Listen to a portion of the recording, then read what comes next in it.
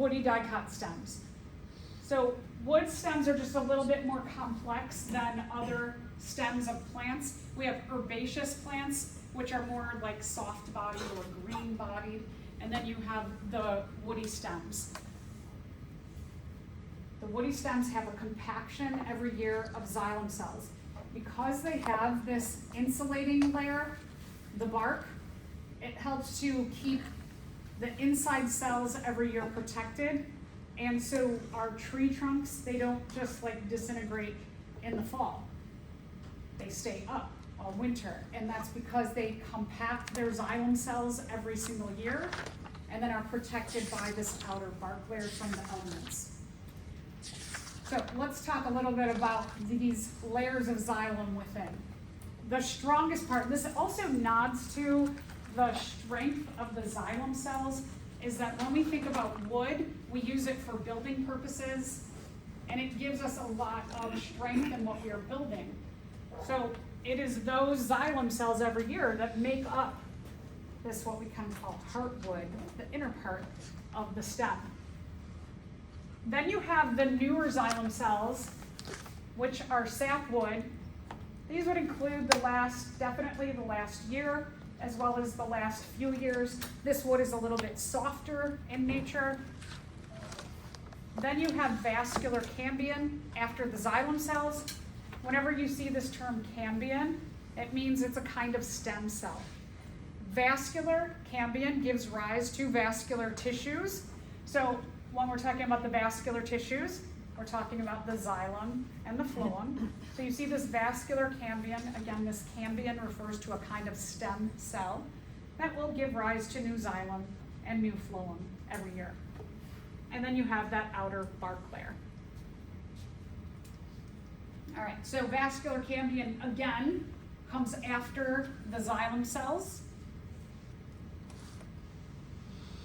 A kind of stem cell that produces new xylem and phloem. And they have it as this little green layer here. It wouldn't be green in a plant, but they're just kind of trying to highlight that. It would be right about here in this tree trunk. And then we move inward a little bit. And then you have just a little bit about the xylem cells. So if you've ever seen a slice of a tree like this, what you're looking at is you're looking at the alternating rings of the spring, the early xylem each year, and the summer, the late xylem every year. So if somebody gave you this, you would probably want to, like you might be inclined to count these lighter rings and be like 1, 2, 3, 4, and you're counting the lighter rings, or maybe you're inclined to count the darker rings. Either way, the alternation of the early and late xylem, you count one of the two, and that tells you a little bit about the natural history of that tree for the last year. So in the case of looking right here, what this is showing us that in the spring, the xylem cells are a lot wider and thicker. And so this indicates to us that this year had a lot of rain in the spring.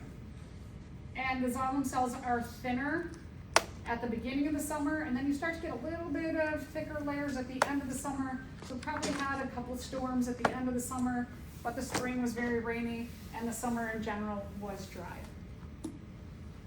Just like this here, this year. What you can see is this year it was a very rainy summer because it's very thick there.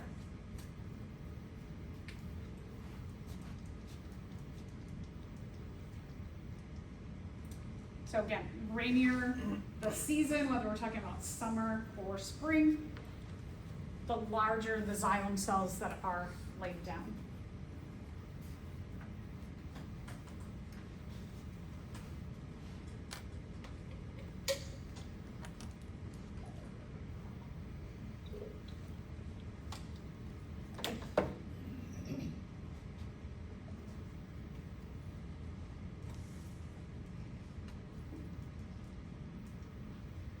So looking side by side between a wood stem and an herbaceous dicot stem, the herbaceous dicot stem, these triangles, or in some of them you had pictures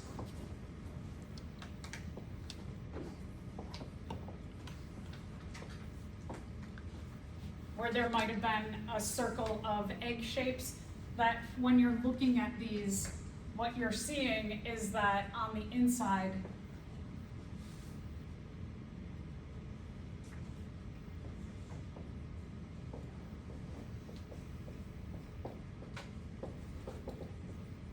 that you're having the same divisions like this, that each one of these triangles has xylem, vascular cambium, and phloem. Just like these little egg shapes would have a division. Oh, I should do it, actually.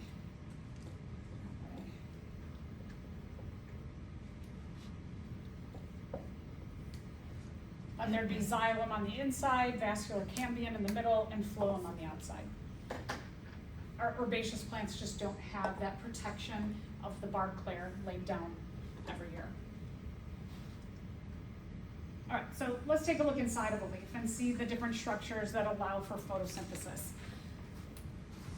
The main function of the leaf, well, there's two main functions really. One is photosynthesis. The other is the loss of water and exchange of gases. They both kind of relate to photosynthesis too, but that loss of water here through these pores also helps with transpiration.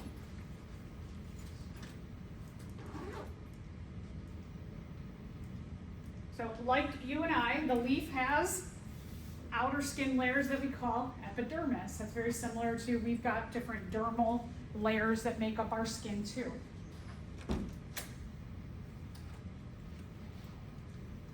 The epidermis has an upper layer and it has a lower layer.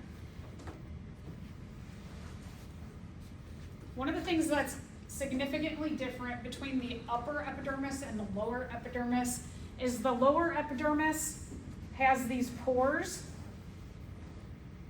The holes in the pore are called the stoma. The cells themselves are called guard cells. Usually you don't have any in that upper layer.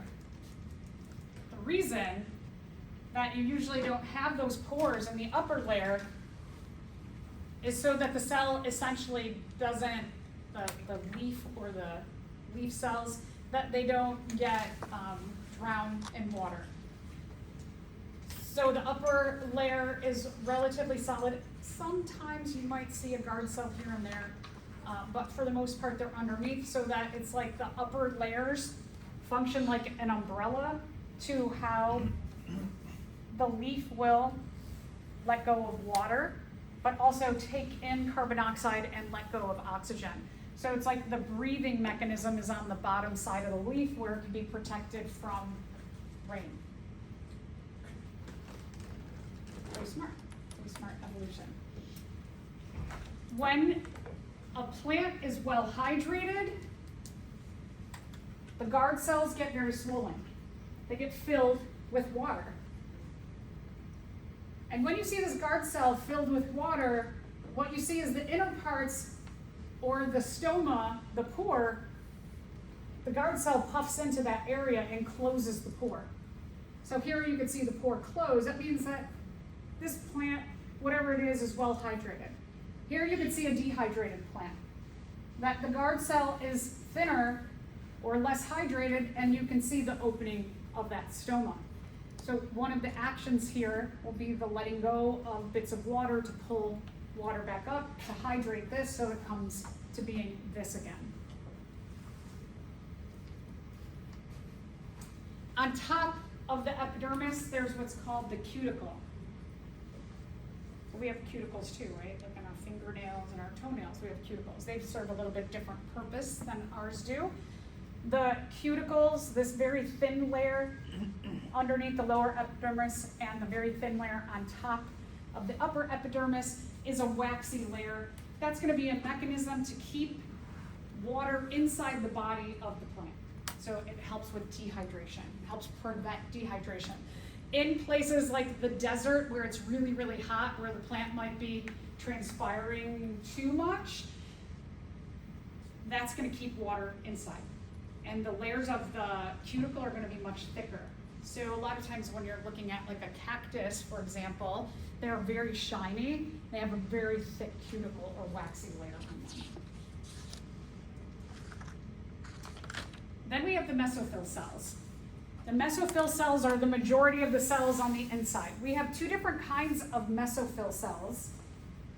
These cells are important for housing chloroplasts to undergo photosynthesis.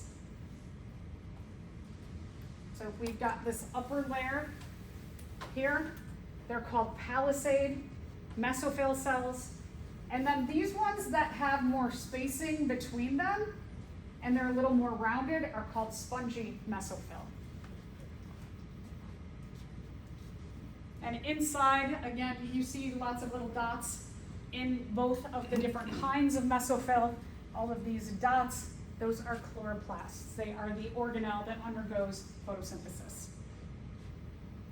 So I want to talk a little bit about the appearance of the two mesophyll cells and why they appear different. So first let's talk about palisade mesophyll. That's this upper layer.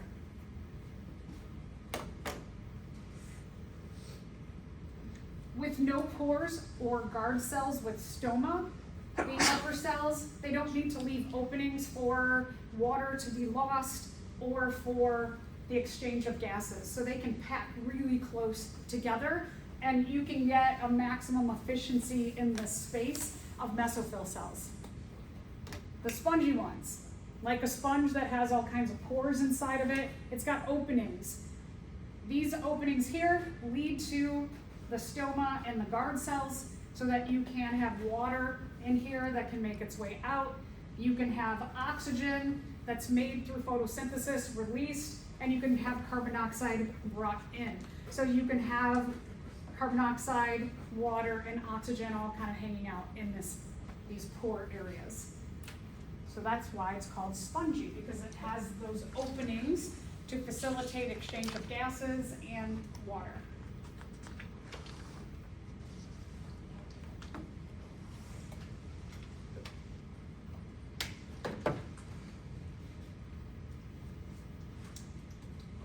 And then you have this round orange thing in the middle.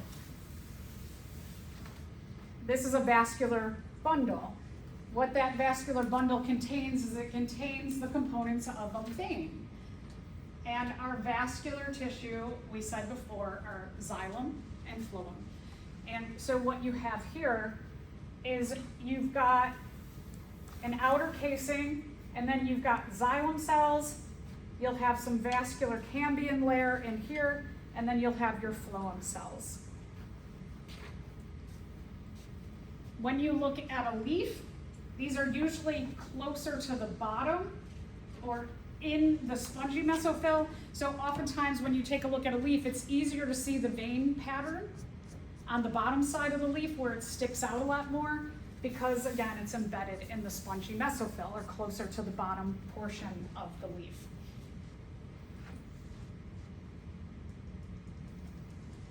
And this is what it looks like if we looked at a leaf under a microscope. You can see the spongy mesophyll, the pores. Here's a stoma, this one's a guard cell. Here's another guard cell there. This is one of those vascular bundles within, and you can see how packed the palisade mesophyll cells are.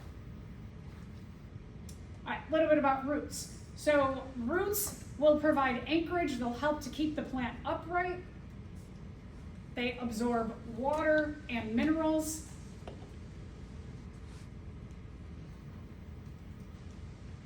Some hormones are produced in the roots. And anything that's left over from photosynthesis goes into the roots for storage or can be released to any other symbiotic partners to that plant in the soil.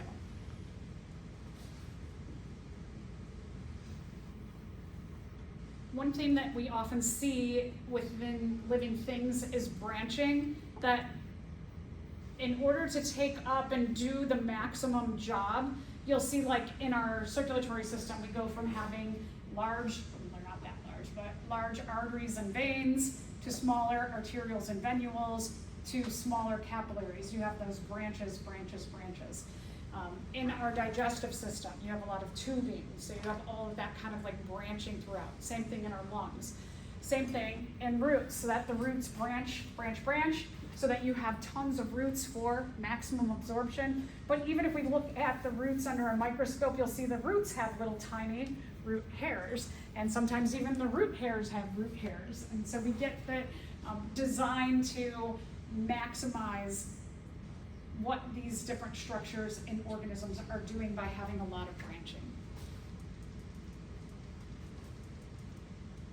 If we looked at this is a cell that's just germinated, a plant that's just germinated. Here you can really see the root hairs pretty well before actual roots start.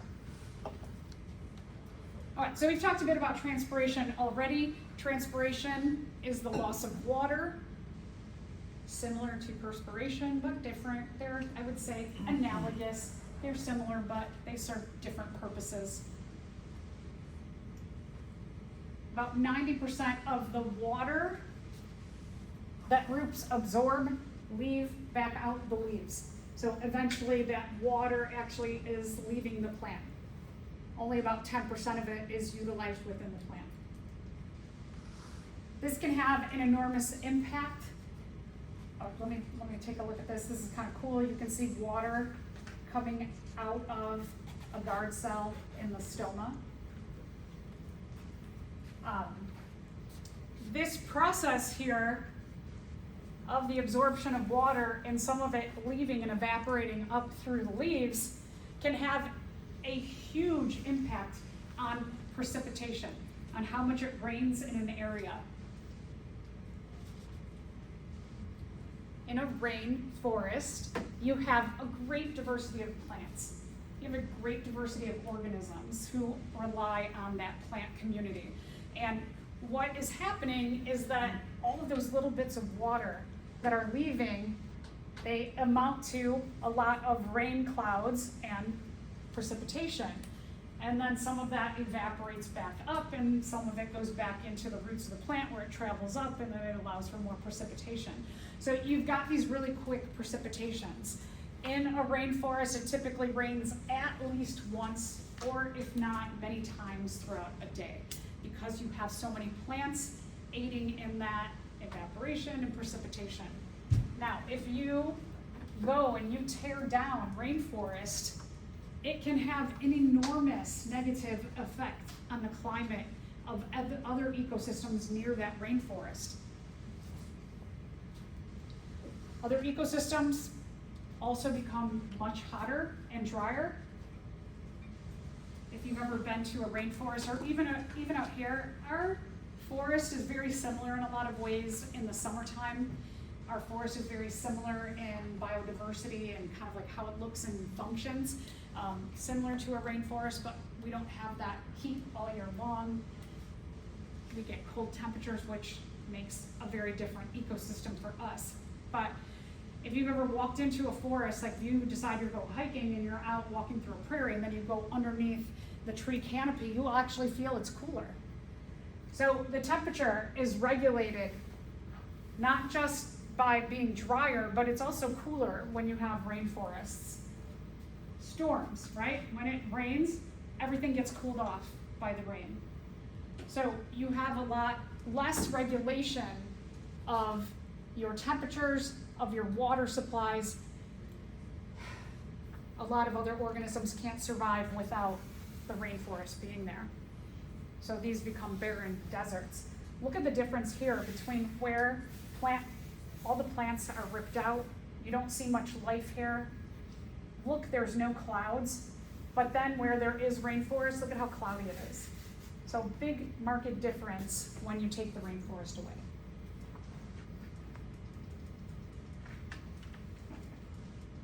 All right, a little bit about flowers. Flowers are the reproductive structure of the angiosperms. Remember, angiosperm is a flowering plant.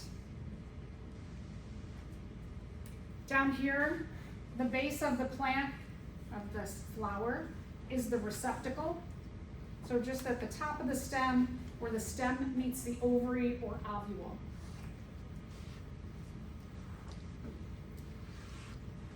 Before the flower blooms, these little tiny green leaves or petals, if you think about like a rosebud, has those little green petals, and then they open up and then the rose comes out. That's true for most of our flowering plants. Those are called sepals.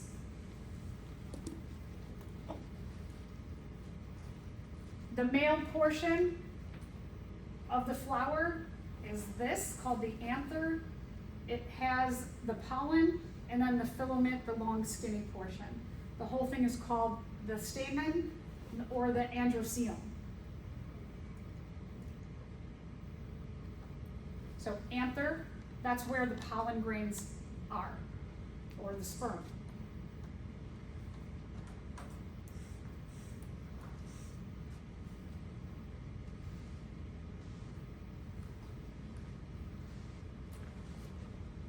The female flower part. Female flower part, it's like a vase that you have this top part and a long skinny part and then a bulb at the bottom. The bulb at the bottom, this is the ovary. Inside are the eggs of this flower. It has this, is called the style, the long skinny part. And then it has this carpel, the pollen landing pad. Ideally, on this flower, pollen needs to drop onto here, and then it digests. The pollen has a mechanism which it actually digests its way down through the stigma and into the ovary, so that the sperm and the egg can come together in here. Now, one of the things about it's an ovary or the ovule being down here, when the sperm and the egg come together, what they are going to start to produce is they're going to produce a seed, and usually with a fruit around it. So like tomatoes, if you're watching your tomatoes as they start to grow, you'll have a tomato flower, and then you'll often see the tomato with a little tiny flower sticking off the top of it, and then the flower disintegrates, and then that's where your tomatoes come out of, from right there. So the stigma, this part up here, this is what we would also call the pollen landing pad.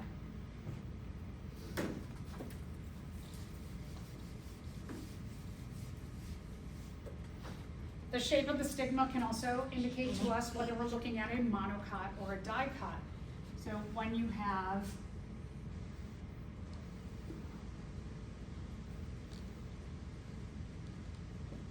when your stigma is shaped like that with 3 parts, it would be a monocot.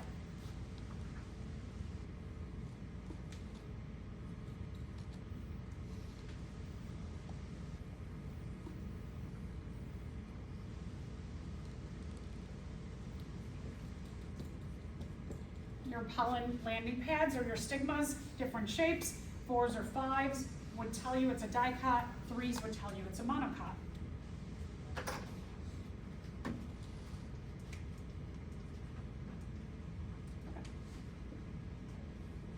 So don't forget, when you're taking a look at your flower parts, you can count the petals of a flower. If they are also in multiples of 3, it's a monocot. You could count the stamens, 1, 2, 3, 4, 5, 6. That tells us that this is a monocot. If my flower parts are in multiples of 4s or 5s, that's going to indicate dicot. So thinking about the anatomy of the flower, the American holly tree requires a male tree and a female tree for production of berry leaves in the winter. This indicates that the flowers lack what? Sorry, this indicates that the male flowers lack what part, and the female flowers lack what part?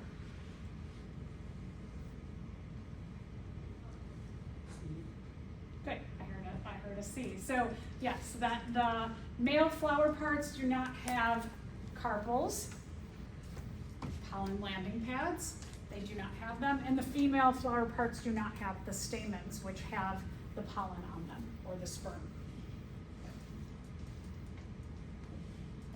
A little bit of relationship between flowers will lead to fruit.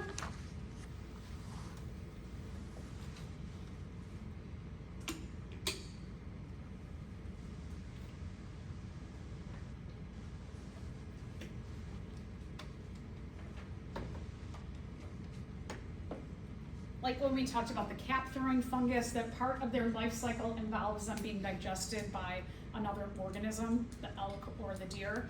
A lot of fruits also have to be digested by other organisms so that their seeds can get weakened, the seed coatings can get weakened by the digestive enzymes and acids in the digestive system of something else, and then land and poop, which poop actually has a lot of nutrients in it, and then they grow out of poop into a new tree, or a new plant, I should say.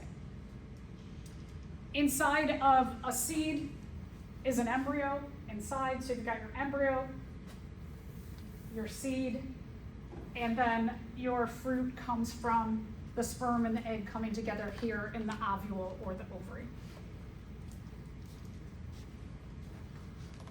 So think a little bit about like a peach, that if you're eating a peach, the part of the fruit you're eating is you're eating their ovary, and then their embryo, you're just taking and probably throwing it away, right? Let's talk about what's called pollination. Plants are super weird in that they, not only for the birth of their offspring, they need another intervention from another species, like to be digested through another species and grow and poop. But in the act of reproduction, they often also need another species for intervention to make it happen. They're called pollinators. Sometimes wind or water can pollinate. Pollination means that the pollen is carried from the male to the female plant. So what's happening here, and on the carpels, on the pollen landing pads, is that they will release from inside, they will release sugars onto the carpels. And so what this bee is doing is the bee is it's going to lick off sugar or nectar from the carpel and get a little bit of a meal. And while the bee is doing that, it's rubbing against the stamens which have the pollen on there. Bees have evolved to have little tiny hairs all over their body, and this is what we would call coevolution, that the flowers' stamens having little pollen grains on them, and the bee rubbing their hairs against them helps the flower, and then the flower helps the bee by giving it nectar. And they both benefit from this evolutionary relationship. And this is like wild, right? The bee has tons of pollen. And so the bee will just go from flower to flower to flower, and as it keeps going, it'll drop some of that pollen on whatever flower it's going to. Often when we're taking a look at especially animal pollinators, is they usually are very specific to the kind of flower that they visit. They might have like a genus of different flowers, or maybe even be super specific and they only go to this one kind of species. Some of the reasons why they do that is they're attracted to the colors, the pretty colors, or maybe even not a pretty color. Bees can see colors that we can't. There are, if you want to see some like cool images out there, you can put in like UV light images of flowers. And our eyes can't see the full spectrum of light, but bees can see a much wider spectrum. So they see colors of flowers much differently than we do. So something that we might not perceive as a beautiful colored flower might be like super bright and amazing to them in their eye. Also, the different smells of flowers attract the pollinators. The smells are not just for us to be like, ooh, that smells pretty, or it smells terrible, but it does attract the pollinators to there. Could be even the taste of the nectar attracts them. there are some flowers, there's one that's called a corpse flower, and it blooms once a year. I think it attracts bats or some birds, but it smells like a dead corpse. And there are arboretums that will have like, it's Dead Corpse Day, and in that week, usually the corpse flower is blooming, and you can come and go in a room and smell it. I'm like, okay, you wanna smell death? But that's what it smells like. So it attracts some pollinator. So here again, here's our little bee, picks up some pollen on its hairs, and then goes to the next one, licks the nectar, drops some pollen there.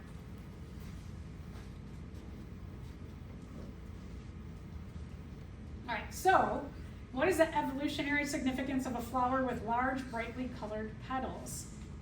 The wind is a significant factor in pollination, especially because of the large petals. That seems like weird. Such plants are usually self-pollinators and do not rely on external factors for pollination. I don't know, that doesn't sound too good. In general, these are aquatic plants. Water aids in pollination, irrespective of color and odor. These flowers are more attractive to animals that act as pollinators. How's that one sound? Yeah, so, oh, sorry. And then such flowers produce only microspores or megaspores or both. If you take a botany class, you'll learn about that stuff, but we didn't talk about it. So yeah, D seems to be the best answer here.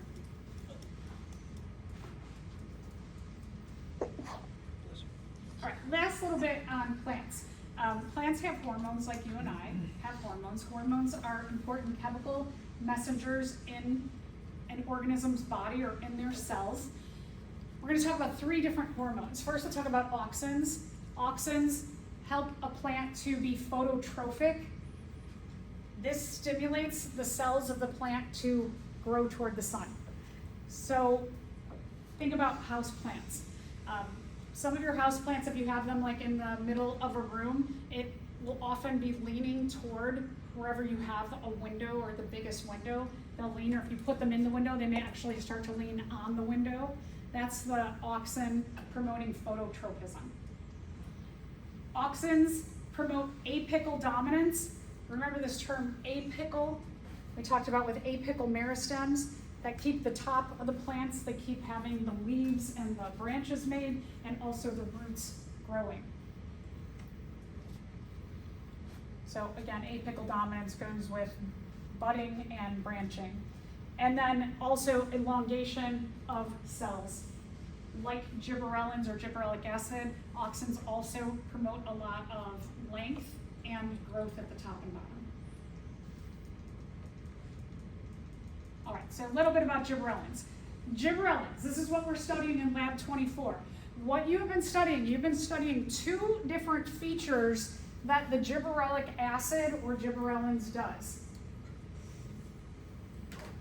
One is you had counted and numbered the amount of seeds that have germinated in each of your different 4 sections.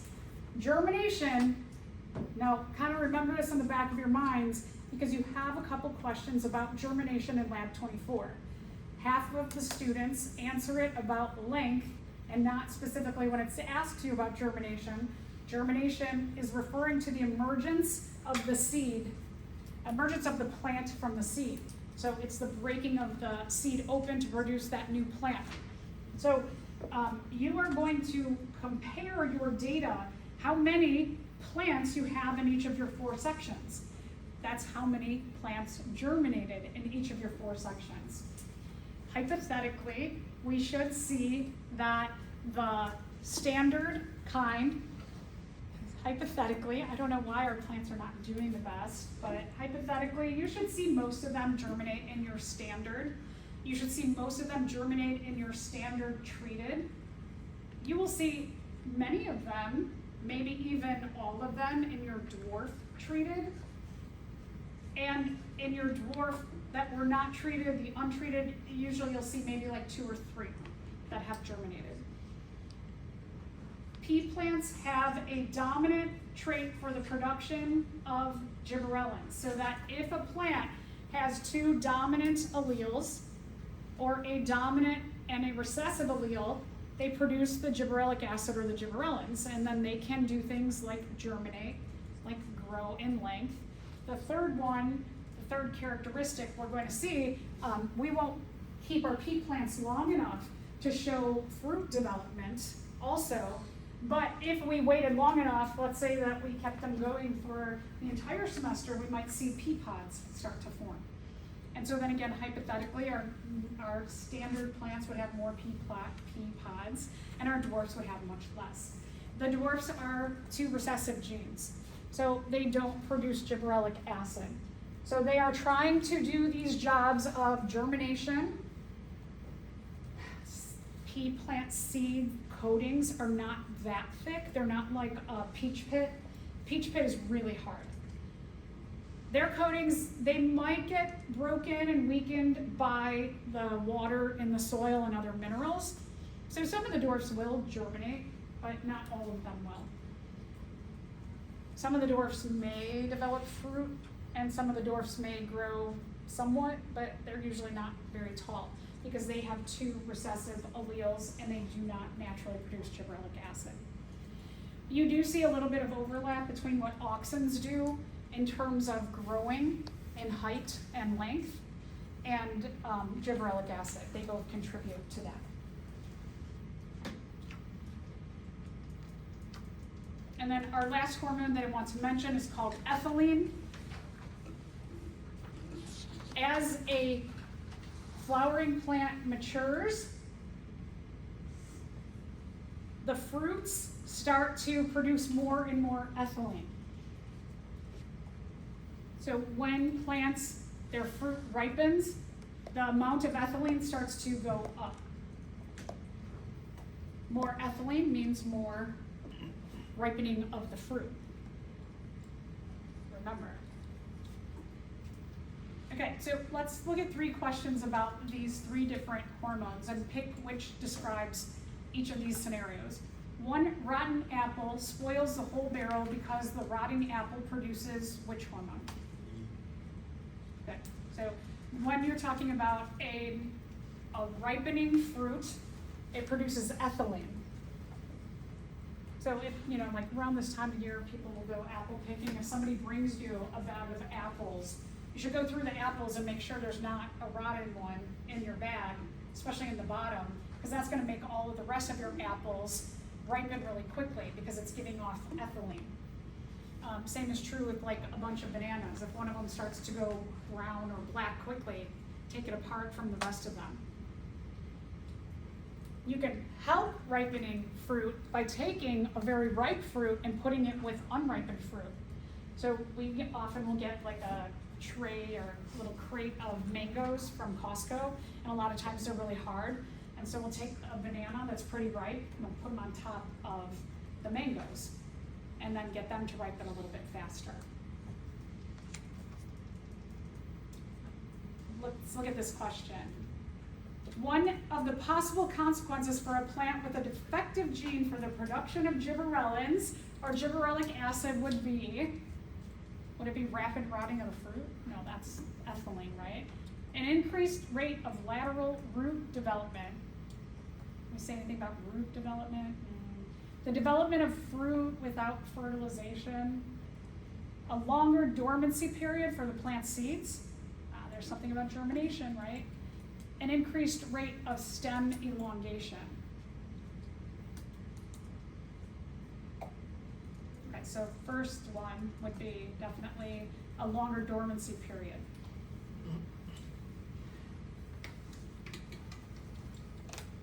All right, and our last one, if you grow coleus plants, these are coleus plants, people often have them in the summer or maybe in your house. You will need to pinch off the top bud frequently to keep the plant from becoming tall and spindly. Pinching off this bud will slow the production of what by the apical bud and allow the plant to become bushy. Excellent. So auxin was the one, the tops and the bottoms. This is a really great strategy if you have plants at home or like especially tomato plants Tomato plants, because it gets so much sunlight really quickly, they'll grow really tall and thin. If you pinch off their top bud, it'll make the tomato plant start to grow more this way than up and skinny. Any of your plants at home, if they're starting to grow really tall and skinny, chop off some of the top of the plant. Usually between the top leaves, there's a little tiny bud. That's an apical bud. If you pinch that off, then it'll start growing that way. Okay. Right, so we did fungus, so let's skip past fungus and go to protists.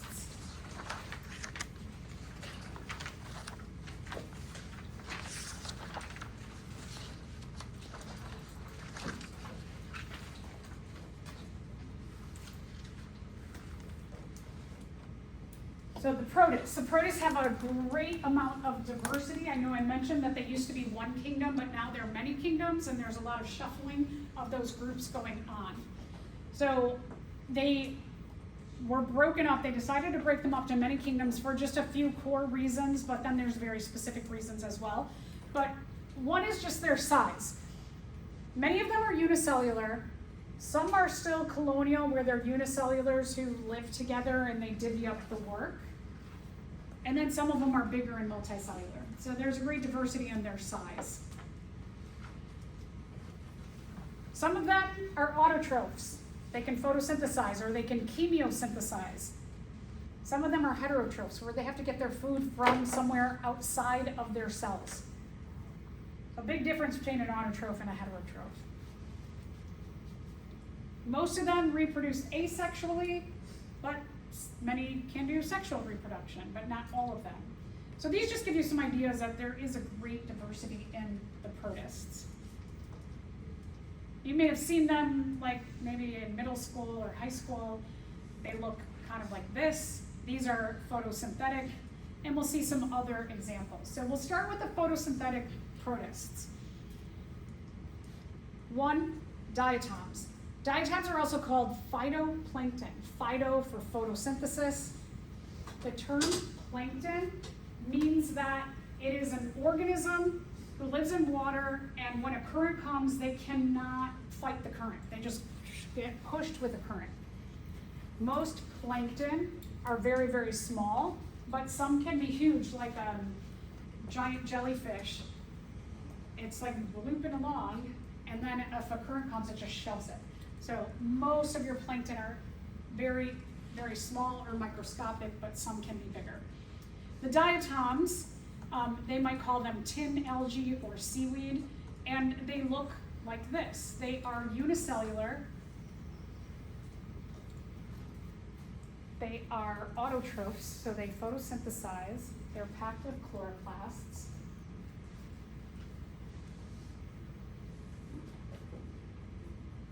And they often have these silica shells around them.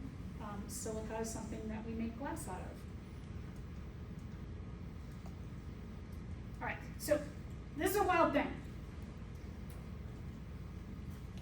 Oftentimes when people say like things are happening in the ocean, I'm like, I don't really care about the ocean. I don't really like it. I don't like the salt water. I don't have any relationship with the ocean, but we totally do. 70% of the photosynthetic activity on the earth comes from the ocean. So even if you're like, I don't eat ocean animals, but you breathe, right? So 70% of our oxygen supply on the earth comes from these tiny microscopic diatoms in the oceans. So things that are happening in the ocean, like acidification and the heating up of our oceans, could have a dire impact on especially these microscopic organisms.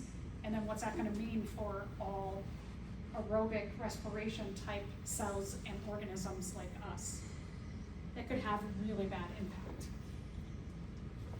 Other kinds of protists that are in this algae group, photosynthesizers, are seaweeds. This is an example from the West Coast. This is brown algae. Brown algae aggregations can look much like a forest. That even though it's in water, you have these long kelp strands, and a lot of fish live in these and on these and around these, and they use the kelp for hiding from predators or hiding from prey to catch them. So you have a lot of very similar activity in a kelp forest to a regular forest. Red algae. Red algae is a different kind of algae. It's found on coral reefs. It's very high in calcium. It's utilized in a lot of foods in Asia. And even you'll see it in some of your everyday products. You can see it here on the reef. All right, so do you think you used red algae today? I hope so, because a lot of times red algae is found in toothpaste. Other things that are like gooey, a lot of facial products have red algae in them, carrageenan, paints, cosmetics, chocolate milk, whipped cream, ice creams. So we often have it too. And then this is green algae. Green algae is thought to have a common ancestor with land plants. We have it out in our ponds here. It's a freshwater type organism. It's very green, so that's where it gets its name from.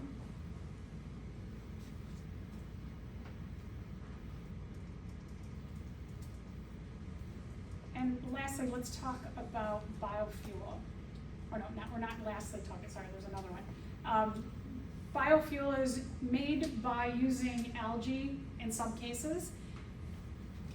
So biofuel, one of the things I would love one of you to figure out is how to make biofuel have a greater yield in energy than the amount of energy put into making it.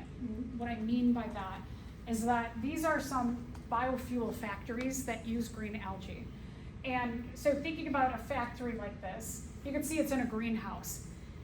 If this is in our area of the world where in the wintertime it needs to be heated and people work there, so you need lights in there. You also need to process this through chemical processes to take it from a living organism to making it into fuel that you put in your car. So there is a lot of like electricity that's needed to put into changing this into a fuel. So the amount of those kind of like electricity inputs and other energy inputs and the amount of fuel that is made per those inputs is about like this. That the biofuel is like not quite as much. And so a lot of people argue like, this is bad because it doesn't yield as much energy. And you're like, well, but this is recyclable, right? Because you can keep growing it. We can keep, this algae grows to at least twice its body size in one day. So you could just keep farming, literally farming these little microscopic algae. Remember the algae that's on the counter in our lab room? That is Protista chlorophyta, will be on your practical. The algae that's in the water, that's the same thing. But they're all made of little microscopic pieces of algae and they can double in size. So you can make them pretty easily. They don't take all that much energy to grow. But again, that yield, that's why some people say like biofuel is out, it's not the way to go. But fossil fuels, we only have so much. It's not infinite, whereas this we can keep making and making and making. So a lot of people are like, no, biofuel is great because it's renewable. It's a renewable form of energy. So if one of you can figure out how to make the energy yield above what the input of energy is to make it, well, you'll change the world, and you'll be rich. As my son says, when he grows up, he wants to be rich, and I'm like, what are you gonna do? Get rich. Here's a way to get rich. So great idea there. Dinoflagellates. Dinoflagellates are also photosynthetic, but some species of dinoflagellates can produce a toxin in water, and it makes this red tide. This red tide can like totally suffocate fish, oysters, clams, lobsters, shrimp. This is a problem that we've seen year after year in the Gulf of Mexico. And so a lot of people who are growing shellfish or fishing, they've had to throw out all the animals that they capture. They can't sell them because they are polluted with this toxin. If you eat a fish that has enough of this toxin in it, from the dinoflagellate, you'll die. The other thing is that it's really yucky. It looks gross in the water. It's like makes the water really like red and soupy. And then also there's like dead things floating in it. So a lot of people who rely on ecotourism, when these red tides happen, they're like, oh no, because people aren't gonna wanna go to the beaches. And that's a lot of vacations for people. So there's kind of negative dinoflagellates. Some of the positive dinoflagellates are ones that live underneath the skin of corals that build coral reefs.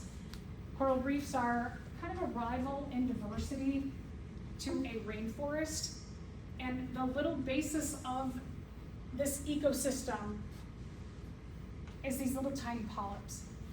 And they have a symbiotic relationship with dinoflagellates. The dinoflagellate can supply like 90% of their energy, just like that relationship we talked about, the lichen. Lichens, they are a fungus that have photosynthetic algae or bacteria that live underneath their skin. So like on your fungus lab, the question was, how could a lichen live on a bare rock, just like coral can live on a bare rock? Because they don't have to go out and seek food. That by having this symbiotic partner inside of them that photosynthesizes, they can just be like, okay, I'm gonna give you a nice home. I'm gonna give you my carbon dioxide as my waste product from respiration, and you're gonna make me food. And I don't have to do much of anything.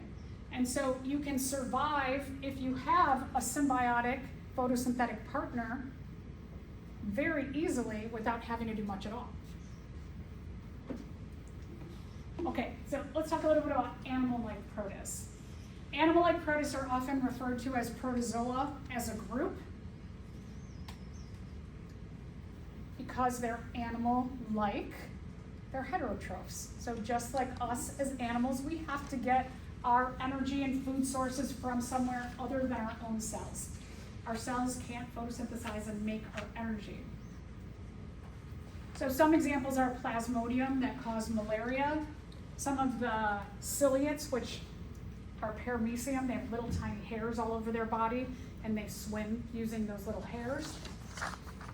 Zooplankton, so these would be more of the animal-like organisms that live off of and eat the phytoplankton. And then amoebas are another kind of protozoa. Okay, so amoebas. Amoebas can be on land or they can be in water. They're kind of like jellyfish, but they have more flexibility in changing their shape. They're like a shape-shifting kind of organism. The way that they move is they'll like start to push out a portion of their body in one direction, and then that part of the body, the rest of the body will like flow into that portion. They call them pseudopods. That these pseudopods act like feet, moving them and pulling them in a direction. The pseudopods can also come together and engulf something and then take it into their body. The classic horror movie, The Blob, was created by somebody who was like looking at amoebas under a microscope, and they were like, oh, I'm gonna make a movie as if this were life size. And so that was the inspiration for The Blob. They are definitely good predators. Remember, predation is the act of killing and eating another organism. And they can be parasites. If you've ever heard of that, like brain-eating amoebas, every so often this will go around on social media, that someone will say they were in a lake, and then all of a sudden 2 days later they're dead. It's probably due to one of these parasitic amoebas. Or somebody did a neti pot and they didn't use filtered water, and they got this brain amoeba. Sometimes the parasites can make people have very severe diarrhea. And so like if you go to a foreign country where they say don't drink the water, make sure you're drinking bottled water, and you accidentally, like when you're brushing your teeth or something, and you're like, oh shoot, you could get amoebic dysentery. Plasmodium. Plasmodium is a parasite protist that makes little spores that are carried on mosquito stingers.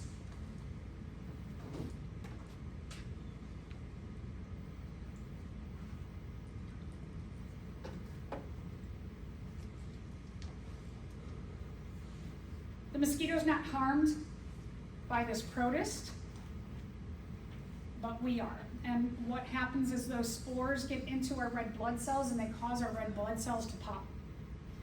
Our red blood cells carry oxygen around our body, and so when you have your red blood cells start popping, your metabolism of your food by using oxygen starts to go down, and you start to have tissue death around your body. Some of the most susceptible areas for this tissue death are your fingers, your nose, your ears, your toes. And so sometimes one of the first ways that somebody realizes they have malaria is they start to get like tingling in their fingers. Or the other thing is usually you'll start to get a high fever. But sometimes there's no fever and there's just like a tingling and they're like, uh-oh. Malaria, because of climate change, is reaching areas that we've never seen it reach before. Because mosquitoes, I know we talked about that. Mosquitoes are evolving to have more life cycles in a year because of warmer weather. Fungal-like protists. So these, they thought forever, they're like, these are called water molds. But they were like, in doing DNA analysis and studying them a lot more, they found that they're actually not a fungus, but they're a protist. But look at this. Doesn't this look like rhizopus? When you looked at rhizopus underneath the microscope, didn't it have like these long, skinny hyphae with the sporangiophores on the top? Yeah, so it looks a lot like different fungus, but they are not. They are their own thing. Some of these water molds can cause dire effects